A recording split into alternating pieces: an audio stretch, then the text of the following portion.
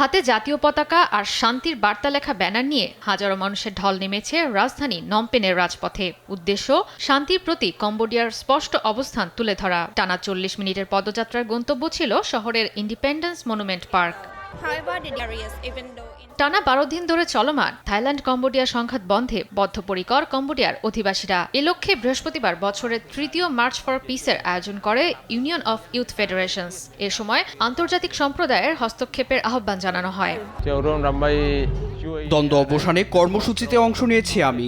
আমরা কোনো সংঘাত চাই না, আমরা চাই মানুষের নিরাপত্তা, কারণ যুদ্ধের কারণে অনেক মানুষ প্রাণ হারাচ্ছেন। সীমান্তে সশস্ত্র সংঘাতের কারণে থমকে গেছে থাইল্যান্ডের শিক্ষা ব্যবস্থা। নিরাপত্তা ঝুঁকিতে আছে সাধারণ শিক্ষার্থীরা। ফলে বন্ধ ঘোষণা করা হয়েছে 1000-এর অধিক শিক্ষা প্রতিষ্ঠান। সীমান্তবর্তী 7টি প্রদেশে ক্লাস স্থগিত করা হয়েছে। শিশু ও কিশোর কিশোরীর মধ্যে অনেকেই আশ্রয় কেন্দ্রে অবস্থান করছেন। থাইল্যান্ড কম্বোডিয়া সীমান্ত সংঘাত থামাতে নতুন করে কূটনৈতিক উদ্যোগ নিয়েছে যুক্তরাষ্ট্র। আগামী 22 ডিসেম্বরের মধ্যে উভয় দেশকে আবারও শান্তি চুক্তিতে ফেরত আনার কথা জানান মার্কিন পররাষ্ট্রমন্ত্রী মার্কো রুবিও।